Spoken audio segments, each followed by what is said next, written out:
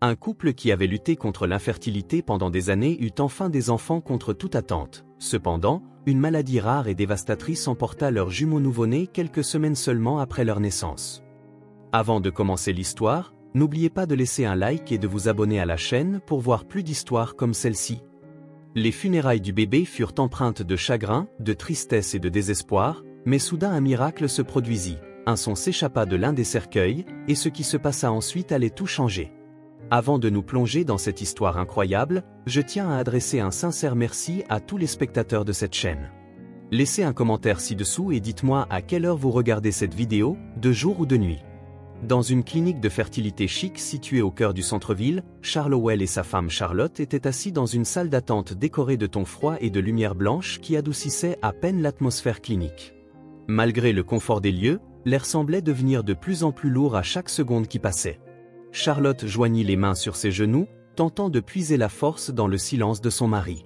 Charles, la mâchoire serrée, fixait un point immobile sur le sol.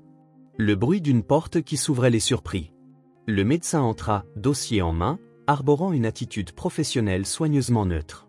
Charles et Charlotte se penchèrent en même temps, comme si leur cœur se préparait déjà à recevoir une nouvelle qu'ils pressentaient. « Monsieur et Madame Howell », commença le médecin, « je regrette de devoir vous annoncer que le traitement n'a pas été efficace cette fois non plus. » Le monde sembla s'arrêter pour Charlotte. La force qu'elle avait rassemblée pour garder son calme s'effondra en un instant, sa respiration devint superficielle tandis que de chaudes larmes commençaient à couler sur son visage. « Ça ne peut pas être, pas encore », murmura-t-elle, la voix brisée, le regard perdu sur le dossier que le médecin tenait encore.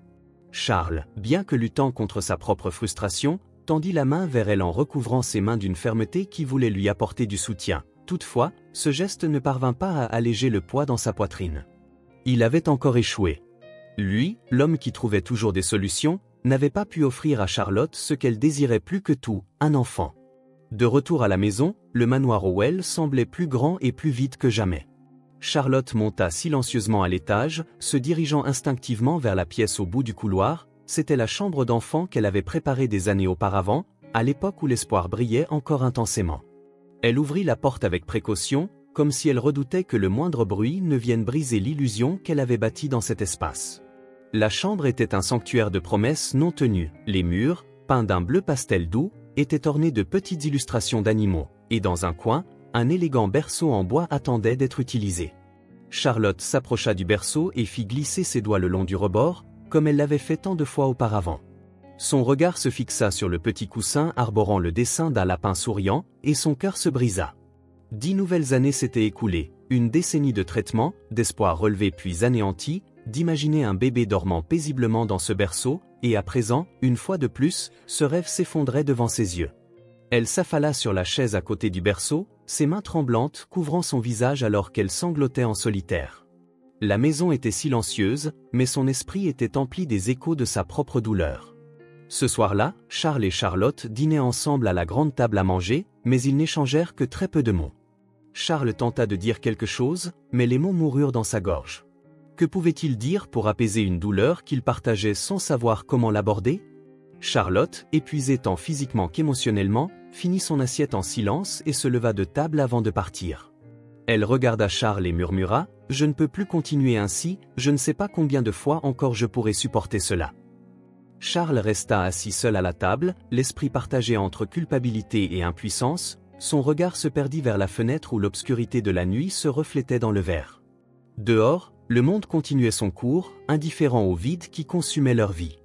Dans l'immensité de leur demeure, la seule chose qui résonnait ce soir-là était l'écho du silence, une parfaite métaphore du gouffre qu'ils ressentaient dans leur cœur. Le soleil de midi brillait doucement sur le jardin du Luxembourg.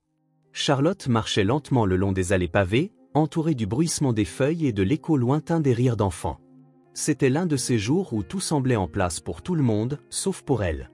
Ses pas étaient lourds, non pas à cause de la fatigue, mais parce que son cœur portait encore le poids de la dernière dévastatrice nouvelle du médecin.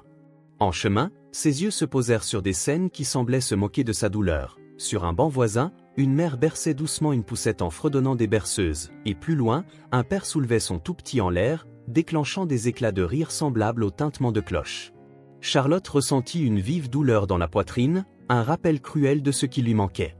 Elle s'arrêta près d'une fontaine dont l'eau scintillait sous le soleil, et pendant un instant, elle crut apercevoir une lueur de paix. Mais soudain, une petite silhouette attira son attention, une fillette d'accent grave peine 5 ans, aux boucles dorées étincelant au soleil, vêtue d'une robe bleue qui semblait tout droit sortie d'un conte de fées, serrant dans une main un ballon rouge et tenant dans l'autre une fleur fanée. La petite fille trébucha en courant et tomba à genoux sur le sol.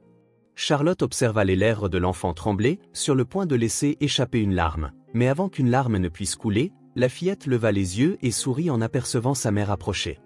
La mère s'agenouilla, la serra dans ses bras et souffla doucement sur les égratignures de ses genoux.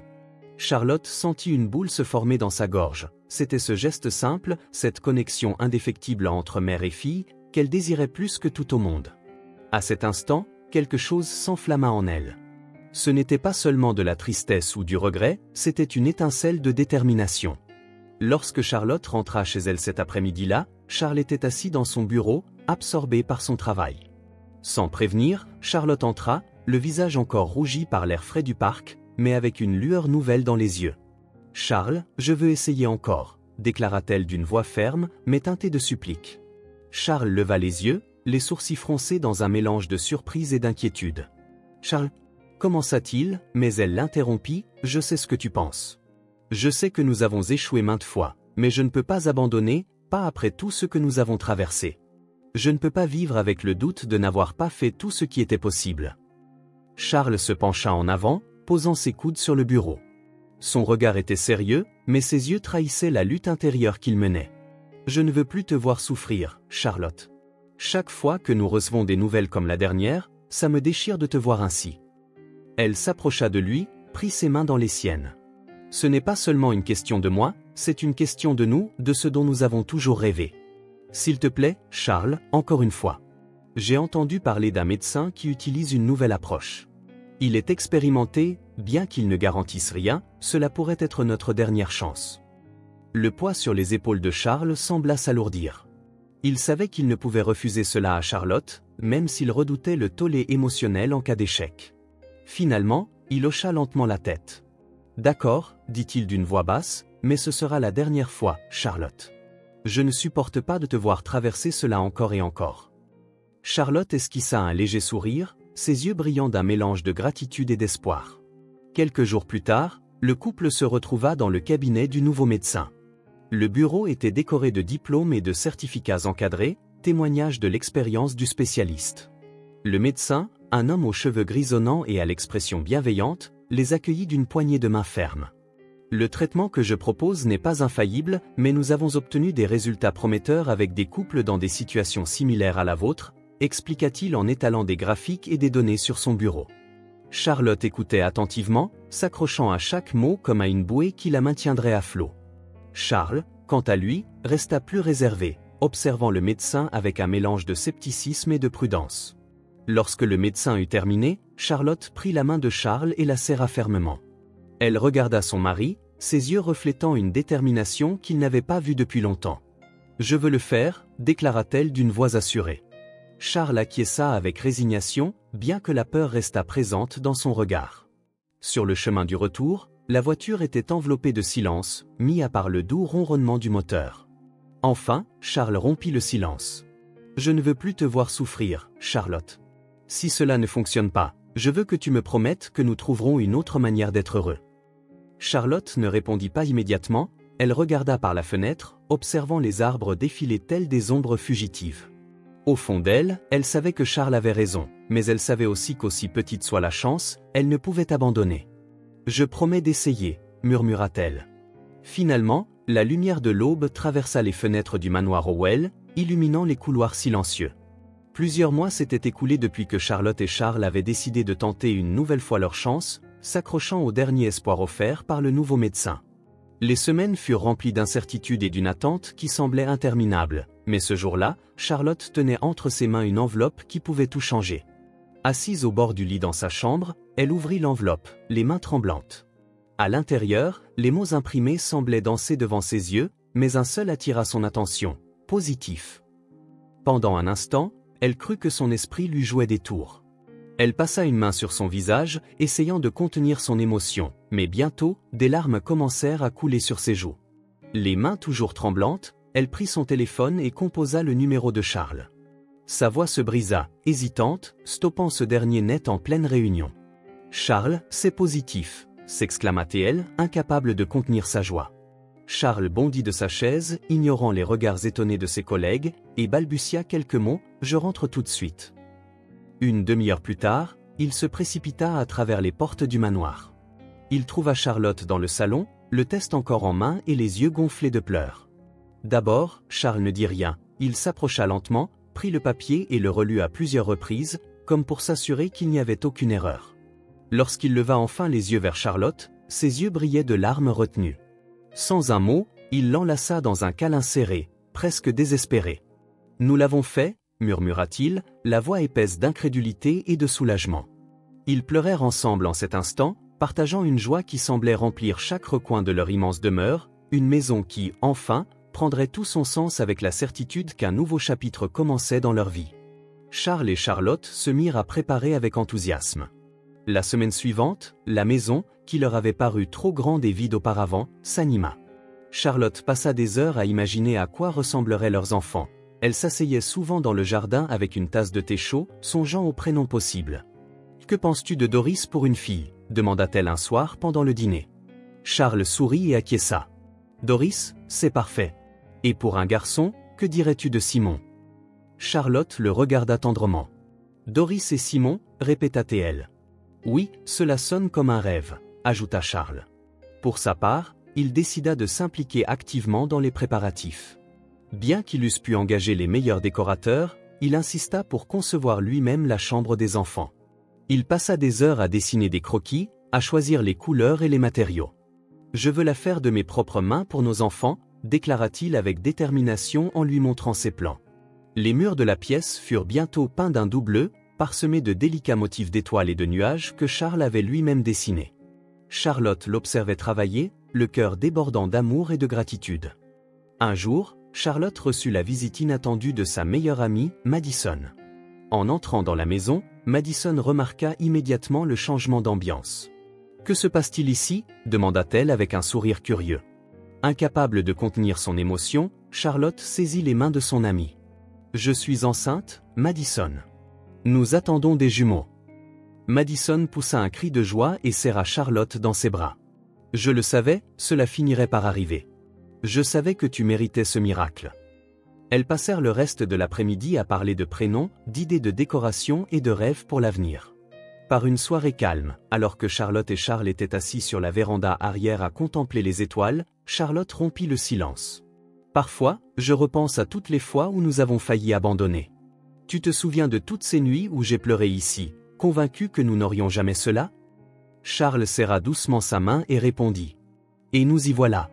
Parfois, les chemins les plus difficiles nous mènent aux destinations les plus sublimes. » Charlotte posa sa tête sur l'épaule de Charles, et pour la première fois depuis longtemps, ils sentirent le poids des années de lutte commencer à s'effacer. Les semaines se transformèrent en mois, à mesure que la grossesse de Charlotte avançait, la maison se remplit d'une anticipation excitante. Charles et Charlotte avaient passé si longtemps à imaginer le moment où ils tiendraient enfin leurs enfants dans leurs bras que désormais, chaque jour semblait les rapprocher un peu plus de ce rêve devenu réalité. Charles devint de plus en plus protecteur envers Charlotte, veillant à ce qu'elle soit toujours à l'aise. Il insistait pour marcher à ses côtés dans le jardin, la tenant avec soin. Bien que Charlotte riait doucement, il plaisanta. « Je suis enceinte, pas fragile. » Ses yeux pétillaient d'amour pour l'attention de son mari. Pendant ce temps, les touches finales dans la chambre d'enfant étaient presque achevées. Les berceaux, alignés côte à côte, étaient ornés de draps délicatement brodés, et au-dessus, des mobiles décorés d'étoiles et de lunes pendaient, tournoyant lentement avec la brise qui entrait par les fenêtres ouvertes. « Chaque fois que je vois cela, j'imagine ce que ce serait de les avoir enfin ici, » murmura Charlotte en passant sa main le long du rebord de l'un des berceaux. Charles, se tenant derrière elle, posa une main sur son épaule et dit doucement. « Nous le découvrirons bientôt, » répondit-il avec un sourire tendre. Le jour tant attendu arriva, mêlant nervosité et excitation. Charlotte se réveilla avec une douleur qu'elle reconnut rapidement comme le début du travail.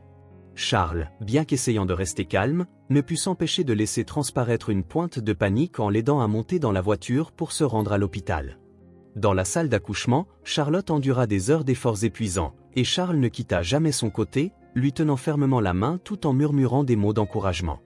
Finalement, après ce qui sembla une éternité, le premier cri d'un bébé emplit la salle. « C'est une fille », annonça le médecin avec un sourire, en plaçant la petite Doris dans les bras de Charlotte. Charlotte, le visage couvert de sueur et de larmes, regarda sa fille avec un mélange d'incrédulité et d'un amour pur. « Bonjour, ma petite Doris », murmura-t-elle faiblement en caressant la joue du bébé. Quelques instants plus tard, un autre cri déchira l'air. Charles, qui observait Charlotte avec admiration, fut appelé par une infirmière. « Voici le petit Simon », dit-elle en déposant le bébé dans ses bras. Charles le prit avec précaution, presque craignant de se blesser les mains qui tremblaient, mais son cœur débordait d'une joie indescriptible. « Salut Simon, je suis ton papa », dit-il doucement, les larmes roulant sur ses joues. Dans cette pièce, entourés du personnel médical et avec leurs 2 enfants dans les bras, Charles et Charlotte eurent l'impression que le reste du monde avait disparu. Rien d'autre n'importait en cet instant, toute leur souffrance et leur lutte des années précédentes semblaient s'être évanouies au rythme des pleurs de Doris et de Simon. De retour chez eux, la vie de la famille Howell fut complètement transformée. Les jours étaient rythmés par les sons des jumeaux, du souffle doux de leur sommeil aux petits cris qui, pour Charles et Charlotte, étaient comme une musique céleste. Charlotte, malgré son épuisement, trouvait la paix en se réveillant chaque matin et en voyant Doris et Simon dormir paisiblement dans leur berceau. Elle se penchait souvent pour embrasser leur petit front, ressentant un amour si intense qu'il lui était presque impossible de l'exprimer avec des mots. Charles, quant à lui, savourait chaque moment passé avec les enfants. Il aimait tenir Simon pendant qu'il arpentait la pièce en fredonnant des berceuses qu'il n'aurait jamais imaginé chanter, et il se consacrait à inventer de petites histoires pour Doris, qui le regardait de ses grands yeux curieux. Un après-midi, alors qu'ils étaient tous 2 assis sur le canapé, les bébés endormis dans leurs bras, Charlotte regarda Charles avec un sourire radieux et dit « Je n'aurais jamais cru pouvoir être aussi heureuse. » Sa voix emplit d'émotion. Charles la regarda, ses yeux reflétant le même sentiment, et répondit « Moi non plus, mais nous y voilà, et tout cela en vaut la peine. » La routine quotidienne devint une source constante de joie. Les petits détails, les premiers gazouillis des jumeaux, l'odeur de leur petite couverture, emplissaient la maison d'une chaleur qu'ils n'avaient jamais connue auparavant. Un soir, alors que Charlotte allaitait Doris dans une pièce éclairée par une lampe tamisée, Charles entra avec Simon dans ses bras. Il s'approcha, et tous 2 s'assirent pour partager un moment de calme. « Tu te rends compte ?» demanda Charlotte en rompant le silence. « Que nous sommes enfin complets ?»« Tu te rends compte de quoi ?» répondit Charles. « Que nous sommes enfin complets. » Charles hocha doucement la tête en serrant la main de sa femme. « Oui, et je ne changerai cela pour rien au monde. » À cette époque, le bonheur semblait infini. La famille Howell avait trouvé son sens dans Doris et Simon, et chaque jour était parsemé de petits miracles qui renforçaient leur amour et leur gratitude. L'aube arrivait au manoir Howell avec sa lumière habituelle, et la routine se déroulait comme toujours. Charlotte nourrissait Simon pendant que Doris dormait paisiblement dans son berceau, tandis que Charles, dans la salle à manger, sirotait son café en consultant des documents, savourant les sons familiers qui emplissaient la maison. Soudain, Charlotte remarqua quelque chose d'étrange. Simon, qui était habituellement calme pendant qu'il mangeait, commença à gigoter. Sa respiration semblait saccadée et sa peau, normalement rose, prenait une teinte pâle, presque grisâtre. « Simon, ça va ?» demanda Charlotte, tentant de rester calme alors qu'elle le réajustait dans ses bras pour mieux l'observer. Mais son instinct maternel lui soufflait que quelque chose n'allait pas. Avant même qu'elle ne puisse comprendre ce qui se passait, Doris, qui dormait jusque-là, se mit à pleurer de façon inconsolable depuis son berceau. Ce cri, habituellement source de joie pour Charlotte, résonnait cette fois avec une douleur qui transperçait sa poitrine. « Qu'est-ce qui se passe ?» s'écria Charles, la voix emplie de panique. Charles arriva dans la pièce en quelques secondes, laissant tomber les papiers qu'il tenait. Ses yeux parcoururent rapidement la scène. Charlotte tenait Simon, qui peinait à respirer, tandis que Doris pleurait d'un ton qui semblait plus désespéré qu'attristé. « Qu'est-ce qui se passe ?» demanda-t-il, bien qu'il eût conscience qu'il n'y avait pas de temps pour obtenir des réponses. « Je ne sais pas, mais Simon ne respire pas bien et Doris, quelque chose ne va pas, » répondit Charlotte, les larmes aux yeux. Sans hésiter, Charles attrapa Doris et se précipita vers la voiture, tandis que Charlotte le suivait de près avec Simon. Un sentiment d'urgence emplissait l'air alors qu'ils fonçaient vers l'hôpital.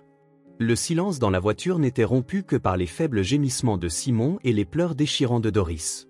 Aux urgences, l'effervescence régnait, mais pour les Howell, tout autour s'était estompé. Une infirmière se précipita, voyant l'état des jumeaux. Charlotte, les mains tremblantes, remit Simon à l'infirmière tandis que Charles fit de même avec Doris. « S'il vous plaît, sauvez nos enfants », implora Charlotte, la voix à peine audible entre peur et désespoir. Les médecins emmenèrent rapidement les jumeaux dans la salle d'urgence, laissant Charles et Charlotte seuls dans la salle d'attente, assis sur de froides chaises en plastique, submergés par leur angoisse, incapables de prononcer un mot. Charlotte serra ses mains si fort que ses jointures devinrent blanches, tandis que Charles arpentait la pièce, luttant pour rester maître de lui-même. « Tout ira bien, Charlotte », murmura-t-il, plus pour se convaincre lui-même que pour elle, mais Charlotte ne répondit pas, le regard fixé sur la porte par laquelle ses enfants avaient disparu, tandis qu'en elle faisait rage une tempête de peur et de culpabilité. Les minutes s'étirèrent en heures, et le poids de l'incertitude les écrasait. Le bruit soudain d'une porte qui s'ouvrit fit sursauter Charles et Charlotte, les sortant de leur angoisse. Un médecin apparut, arborant cette expression solennelle que personne ne souhaite voir en pareille circonstance. Il tenait un dossier à la main et s'avança vers eux, s'arrêtant avant de prendre la parole. « Monsieur et Madame Howell, je suis le docteur Oui et Azili. Tout d'abord, je tiens à vous assurer que nous faisons tout notre possible pour stabiliser vos enfants. Cependant, nous avons constaté que tous deux présentent des symptômes d'une affection extrêmement rare. » Commença-t-il prudemment, ses mots lourds de gravité. Charlotte se redressa immédiatement en saisissant le bras de Charles, qui serra les lèvres en écoutant. « Quelle sorte d'affection ?» demanda Charles, la voix rauque sous l'effet de la tension accumulée. Le médecin soupira et poursuivit. « Il s'agit d'une forme rare de trouble métabolique congénital, une condition qui, en général, n'est pas détectée lors des dépistages prénataux standards. Cette maladie affecte la capacité du corps à traiter certains nutriments essentiels, ce qui a conduit à une détérioration rapide chez les deux enfants. Nous administrons actuellement des traitements pour atténuer les symptômes et les stabiliser. Mais je dois être honnête, cette condition est imprévisible et ses issues ne sont pas toujours favorables. » Ces mots leur tombèrent dessus comme une tonne de briques. Charlotte sentit ses genoux fléchir, mais Charles la rattrapa avant qu'elle ne puisse s'effondrer. « Ça ne peut pas être, pas après tout ce que nous avons traversé. » murmura-t-elle, des larmes coulant sur ses joues. « S'il vous plaît, docteur, faites tout ce qu'il faut, quel qu'en soit le coût, » ajouta Charles d'un ton ferme mais désespéré. Le docteur hocha légèrement la tête avant de regagner la pièce qui les séparait de Doris et Simon. Le temps sembla s'étirer à l'infini pour les Howell. Charles et Charlotte restèrent dans la salle d'attente, se tenant la main, n'osant ni bouger ni parler. Chaque minute qui passait leur rappelait l'incertitude qui les rongeait. Enfin, après ce qui sembla être des heures, la porte s'ouvrit à nouveau. Cette fois, le docteur Weasley apparut, l'air encore plus sombre. Il s'approcha lentement du couple, avant même qu'il ne prenne la parole, Charlotte sut que quelque chose de terrible s'était produit. « Monsieur et Madame Howell ?» commença-t-il en déglutissant avant de poursuivre, « Je suis vraiment désolé, mais nous avons fait tout ce qui était en notre pouvoir. L'état de Doris et Simon s'est rapidement détérioré, leurs organes n'ont pas pu supporter les dommages métaboliques et ils nous ont quittés il y a quelques instants. » La salle d'attente sembla s'effondrer autour d'eux. Charlotte laissa échapper un cri étouffé, ses mains tremblantes qu'elle porta à son visage.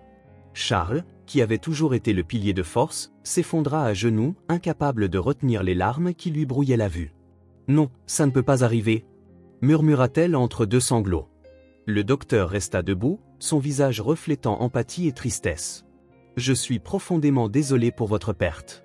Je sais qu'aucun mot ne pourra apaiser votre douleur, mais je veux que vous sachiez que vos enfants n'ont pas souffert, ils ont passé leurs derniers instants entourés de soins et de tout l'amour que nous avons pu leur offrir. » Les paroles du docteur se dissipèrent dans l'air tandis que Charlotte et Charles s'enfonçaient dans un chagrin accablant. Le couloir de l'hôpital était plongé dans un silence lourd, rompu seulement par le bruit des pas traînants de Charlotte et Charles alors qu'ils suivaient le docteur. Les murs blancs et stériles semblaient se refermer autour d'eux, amplifiant la sensation d'irréalité qui les enveloppait. Aucun d'eux ne pouvait réellement assimiler ce qu'ils s'apprêtaient à affronter lorsqu'ils atteignirent la salle où reposaient les corps de Doris et Simon. Charlotte s'arrêta brusquement dans l'encadrement de la porte, ses jambes tremblant et ses mains agrippant le cadre comme si franchir ce seuil était une sentence de mort. « Charles !» murmura Charles en posant une main sur son dos pour lui donner de la force, bien qu'il eût l'impression de sur le point de s'effondrer lui-même. Charlotte secoua la tête, des larmes coulant sur ses joues, et dit « Je n'y arrive pas, Charles, je ne peux pas y entrer et les voir, pas comme ça. » Charles avala difficilement, son visage marqué d'une douleur presque palpable. Il se pencha pour la soutenir fermement, « Nous le ferons ensemble, Charlotte, pour eux. » Charlotte fit un pas en avant, suivi de Charles. La pièce était petite et froide, éclairée par une lumière tamisée qui rendait l'atmosphère encore plus désolée. Au centre, 2 petites civières étaient disposées côte à côte, sur lesquelles reposaient les corps de Doris et Simon, recouverts de draps blancs ne laissant apparaître que leur visage. Charlotte s'agenouilla près de l'une des civières, ses mains tremblantes caressant la joue de Simon. « Mon bébé, mon petit » murmura-t-elle en sanglotant, « ce n'est pas possible, je ne peux pas les perdre ainsi. » Charles se tint à ses côtés, son regard fixé sur Doris. La petite fille semblait dormir, son expression paisible contrastant brutalement avec l'absence qu'elle laissait. Des larmes commencèrent à couler sur son visage, mais il ne fit aucun bruit. Le docteur, qui se tenait dans l'encadrement de la porte, observa la douleur des Howell avec respect. Finalement, il s'avança et dit doucement. « Monsieur et Madame Howell, il n'existe aucun mot pour apaiser cet instant. Tout ce que je peux dire, c'est que nous avons fait tout ce qui était en notre pouvoir. Vos enfants étaient des combattants, mais leur état était tout simplement trop sévère. » Charlotte se tourna vers le docteur, les yeux emplis d'un mélange de désespoir et de supplication. « Pourquoi eux » demanda-t-elle, la voix se brisant. « Pourquoi, les enfants ?» Le docteur baissa les yeux, incapable de lui fournir une réponse satisfaisante.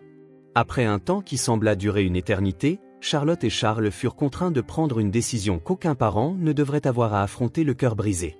Ils décidèrent de ramener Doris et Simon chez eux afin de préparer leurs adieux définitifs. Le personnel de l'hôpital, faisant preuve d'une compassion palpable, se chargea d'organiser le tout. Cette même nuit, 2 petits cercueils blancs arrivèrent au manoir Hall, soigneusement disposés dans le salon principal, qui avait été transformé en un espace de recueillement. Des fleurs blanches et lilas ornaient la pièce, embaumant l'air d'un parfum doux qui contrastait avec la tristesse omniprésente. Les bougies disposées autour des cercueils projetaient des ombres dansantes sur les murs, créant une atmosphère oscillant entre solennité et déchirure. Charlotte s'assit près des cercueils, incapable d'en détacher son regard. Ses mains, qui caressaient inlassablement Doris et Simon de leur vivant, reposaient désormais immobiles sur ses genoux. « Charles, » murmura-t-elle, sans quitter des yeux les petits cercueils, « comment sommes-nous censés vivre après cela ?» Charles, debout derrière elle, serra les poings si fort que ses jointures devinrent blanches. Il se sentit impuissant, incapable de fournir à Charlotte une réponse ou même un réconfort. « Je ne sais pas, » finit-il par répondre, la voix emplie d'une douleur insupportable, « mais nous devons le faire pour eux. » La pièce, désormais transformée en un sanctuaire d'amour et de perte, sombra dans le silence, alors que Charlotte et Charles restaient là, immobiles. Le temps semblait s'être arrêté, et le manoir, qui résonnait autrefois des rires et des gazouillis de Doris et Simon, était maintenant plongé dans une immobilité oppressante.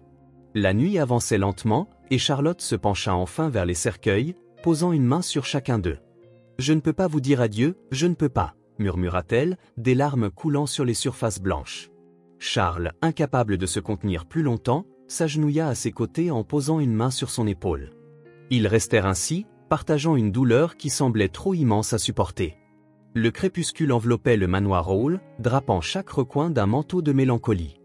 Dans une pièce faiblement éclairée par des bougies, l'atmosphère était lourde d'une douleur qui semblait asphyxier même l'air. 2 petits cercueils blancs reposaient au centre de la pièce, entourés de fleurs qui, malgré leur beauté, ne parvenaient pas à alléger le poids de la tragédie.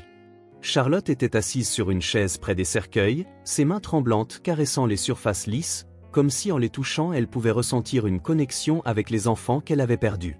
Ses yeux étaient rouges de pleurs et son corps semblait fragile, comme si le poids de sa tristesse l'écrasait. « S'il vous plaît » murmura-t-elle d'une voix brisée en se penchant en avant, des larmes tombant sans contrôle, « rendez-moi mes enfants. Vous ne pouvez pas me les avoir enlevés, pas ainsi. » Charles restait debout dans un coin de la pièce, sa silhouette rigide comme celle d'une statue. Ses yeux, habituellement emplis de détermination, étaient vides, perdus dans un abîme de douleur qu'il ne pouvait même pas exprimer par des mots. Il se sentait impuissant, incapable de réconforter Charlotte ou d'affronter sa propre souffrance. Le silence dans la pièce était insupportable, rompu uniquement par les sanglots de Charlotte. Les quelques amis proches et employés qui s'étaient rassemblés pour offrir leur soutien gardaient une distance respectueuse, incapables de trouver les mots justes pour atténuer la souffrance du couple. Ne pouvant plus se retenir, Charlotte se pencha sur l'un des cercueils et appuya son front contre celui-ci. « Doris, Simon, maman est là, s'il vous plaît, réveillez-vous, s'il vous plaît » cria-t-elle entre 2 sanglots, sa voix emplie d'un désespoir qui déchirait le cœur de quiconque l'entendait. Charles fit un pas vers elle, mais s'arrêta à mi-chemin, le corps rigide comme si une force invisible le retenait sur place. Il ne savait pas comment la consoler, car lui-même était submergé par une douleur qu'il ne parvenait pas à maîtriser. « Ça » murmura-t-il doucement, sa voix à peine audible. Charlotte ne répondit pas, restant accrochée au cercueil, murmurant en boucle des mots d'amour et des supplications. Alors qu'un des directeurs de funérailles s'approchait timidement pour suggérer de commencer la cérémonie, un son doux mais indubitable rompit le silence. C'était un cri, faible et interrompu, mais clairement celui d'un bébé. Tous dans la pièce se figèrent, incapables de comprendre ce qu'ils venaient d'entendre. Charlotte releva brusquement la tête, le visage empreint d'un mélange d'incrédulité et d'espoir. « Qu'est-ce que c'était » demanda-t-elle, la voix tremblante. Avant que quiconque ne puisse répondre, le son se répéta, cette fois plus fort, plus clair, il provenait du cercueil de Simon. Charles, comme frappé par la foudre, se précipita vers le cercueil et souleva le couvercle d'une main tremblante. À l'intérieur, Simon ouvrit lentement les yeux, laissant échapper un petit cri supplémentaire. Sa peau, qui avait paru pâle et froide, arborait désormais une légère rougeur. Charlotte se redressa en sursaut, courut vers Simon et le souleva délicatement du cercueil. Elle le serra contre sa poitrine, son corps tremblant sous les sanglots. « Il est vivant. Simon est vivant !» s'écria-t-elle, la voix emplie d'un mélange de joie et d'émerveillement. Alors que tout le monde tentait encore de comprendre ce qui se passait, un autre son semblable emplit la pièce, cette fois provenant du cercueil de Doris. Charles, toujours sous le choc, se précipita pour l'ouvrir. Doris était vivante aussi, bougeant faiblement ses petits bras tandis qu'elle laissait échapper un léger gémissement. « Doris !» s'exclama Charles, la soulevant délicatement et la tenant comme s'il craignait qu'elle ne disparaisse de nouveau. « Oh mon Dieu, mes enfants sont vivants !»« Quelqu'un, appelez le 15, vite !» hurla Charlotte alors que des larmes coulaient sur son visage.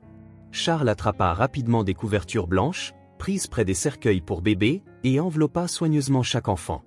Après quelques minutes qui semblèrent une éternité, l'ambulance arriva enfin. Rapidement, ils transportèrent les deux tout-petits à l'hôpital, laissant les personnes présentes aux funérailles complètement stupéfaites. L'ambulance filait à travers les rues, éclairée par la faible lumière de l'aube, sa sirène brisant le silence de la ville. À l'intérieur, Charlotte et Charles étaient assis, le cœur battant à la fois de peur et d'espoir. Simon et Doris, enveloppés dans des couvertures, respiraient faiblement tandis que le personnel médical travaillait rapidement, surveillant chaque signe vital. « Vont-ils s'en sortir ?» demanda Charlotte, la voix tremblante, en regardant l'une des ambulancières. La femme, au visage professionnel mais compatissant, répondit « Ils sont très faibles, mais ils sont vivants. Nous ferons tout ce que nous pouvons pour les stabiliser. » Charlotte acquiesça en serrant la main de Charles comme si sa vie en dépendait. À leur arrivée à l'hôpital, une équipe de médecins les attendait déjà. Les jumeaux furent immédiatement emmenés aux urgences, tandis que Charles et Charlotte restèrent dans la salle d'attente, confrontés une fois de plus à l'agonie du vide, impuissants face à l'attente. Les heures s'écoulèrent pendant que les médecins travaillaient sans relâche. Enfin, le docteur Weasley, qui était en charge depuis le début, apparut devant eux. Son expression était un mélange d'étonnement et de stupéfaction. « Monsieur et Madame Howell, je dois être honnête avec vous », commença-t-il d'un ton professionnel mais empreint de sincérité, « nous n'avons aucune explication médicale pour ce qui s'est passé. » Charlotte le regarda, interloquée. « Que voulez-vous dire ?» demanda Charles, la voix mêlant espoir et prudence. Le docteur soupira. « Vos enfants étaient cliniquement morts, il n'y avait aucun signe d'activité cardiaque ou respiratoire. Mais maintenant, bien qu'ils soient faibles, ils sont vivants. C'est quelque chose que je ne peux expliquer d'un point de vue scientifique. » Les larmes aux yeux, Charlotte porta une main à sa poitrine. « Sont-ils hors de danger ?» murmura-t-elle, à peine capable d'articuler les mots. « Pour l'instant, oui, nous continuerons à les surveiller de près. » Le docteur s'éloigna, laissant les Howell seuls dans le couloir, absorbés par ce qu'ils venaient d'entendre. Charlotte se tourna vers Charles, qui avait les yeux fermés et les poings serrés, luttant pour contenir les émotions qui l'envahissaient. « Charles », murmura-t-elle doucement en lui touchant le bras, « peu importe comment cela s'est produit, l'essentiel, c'est qu'il soit ici avec nous. » Charles ouvrit les yeux, la regarda et acquiesça lentement. Quelques heures plus tard, une infirmière les conduisit à l'unité de soins intensifs néonatales. Là, dans deux incubateurs séparés, se trouvaient Simon et Doris. Leurs petits corps étaient reliés à des moniteurs et à des tubes, mais leur poitrine se soulevait et s'abaissait à chaque respiration, un spectacle qui emplit le cœur de Charles et Charlotte d'espoir. Charlotte s'approcha en premier, posant une main sur l'incubateur de Simon. « Bonjour, petit », murmura-t-elle, des larmes coulant sur son visage. Maman est là.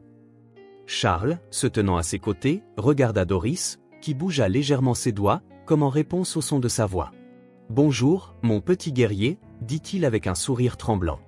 L'infirmière, voyant la connexion entre les parents et les bébés, s'approcha pour leur parler. « Vous pouvez toucher leurs mains. » Parfois, sentir le contact des parents peut les aider à se rétablir plus rapidement.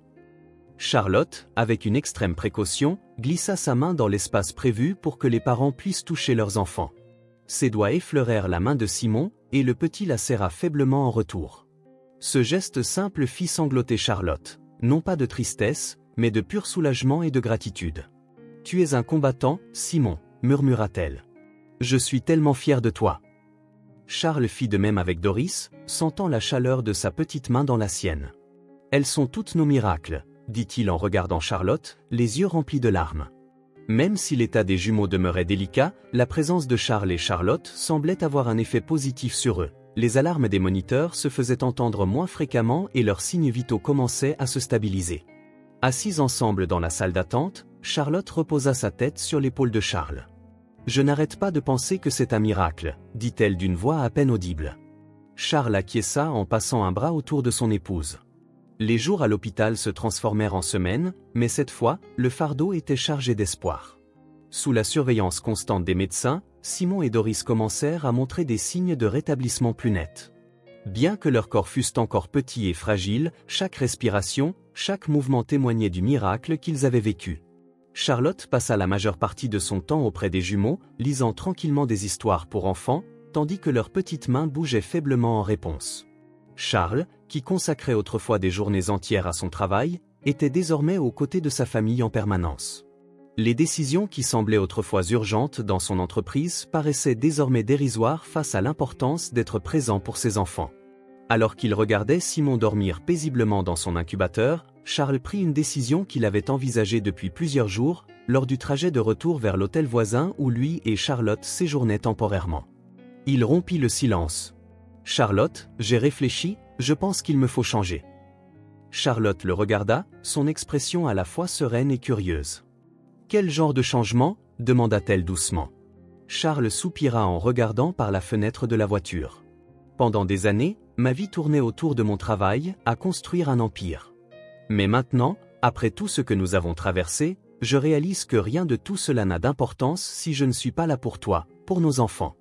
Je veux alléger ma charge de travail, déléguer davantage.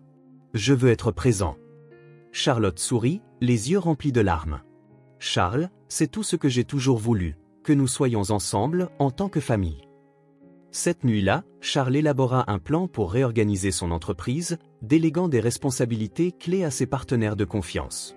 Pour la première fois depuis des années, il sentit un poids se lever de ses épaules.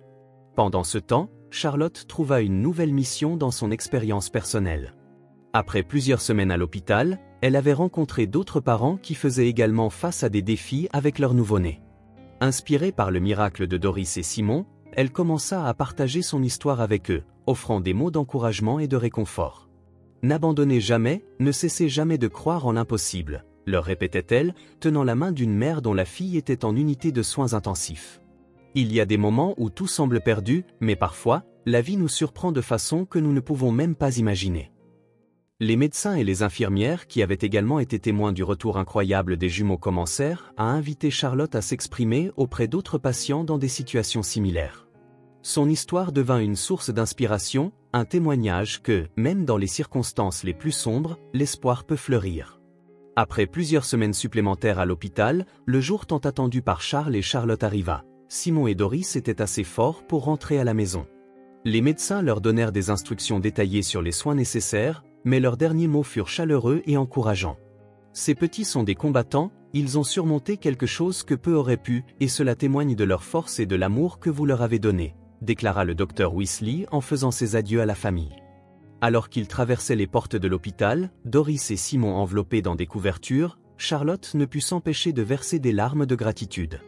Charles, tenant Simon, regarda son épouse, ensemble, ils sourirent en songeant au manoir Hall. La maison qui paraissait autrefois vide était désormais pleine de vie. La chambre des jumeaux, qui était restée silencieuse pendant si longtemps, résonnait désormais des rires et des doux gazouillis de Doris et Simon. Charles tint sa promesse de passer plus de temps avec sa famille. Le matin, il aidait Charlotte à préparer les jumeaux, et l'après-midi, il les promenait dans le jardin en leur racontant des histoires inventées tout en leur montrant les fleurs et les arbres. De son côté, Charlotte se mit à tenir un blog où elle partageait son expérience en tant que mère et le miracle qu'elle avait vécu. Sa sincérité et son message d'espoir résonnèrent auprès de tant de personnes, et bientôt, elle reçut des messages de remerciements de couples trouvant du réconfort dans ses paroles. « Je veux que notre histoire inspire les autres à ne pas abandonner », dit-elle à Charles un soir alors qu'elle travaillait sur son blog. Charles la regarda avec admiration et répondit « Tu le fais déjà, Charlotte, tu es la preuve vivante de ce que signifie ne jamais perdre la foi. » Le soleil de l'après-midi baignait le jardin du manoir Hall, peignant les feuilles des arbres et les fleurs d'un éclat doré, tandis que les rires cristallins de Doris et Simon résonnaient comme des carillons, emplissant l'air d'une joie pure qui rendait impensables les jours sombres qu'ils avaient traversés. Au centre du jardin, Doris courait après Simon. Les boucles dorées de ses cheveux scintillaient au soleil. Elle portait une robe bleue à petits motifs floraux, ses pieds nus effleurant l'herbe tendre. Simon, arborant un sourire malicieux, tenait un petit avion jouet en l'air, esquivant habilement sa sœur. « Donne-le-moi, Simon, c'est à mon tour », cria Doris d'une voix mêlée d'un rire communicatif. « Si tu peux m'attraper », répondit Simon en tournoyant rapidement pour l'empêcher de le saisir. Ses mouvements étaient légers et insouciants, incarnant à la perfection l'enfance heureuse et insouciante. À quelques mètres de là, Charles et Charlotte regardaient depuis une couverture de pique-nique, entourés de livres ouverts, d'un panier de collation et de 2 verres de limonade à moitié vides. Charles, les bras appuyés derrière lui et légèrement incliné en arrière, suivait du regard les mouvements de ses enfants.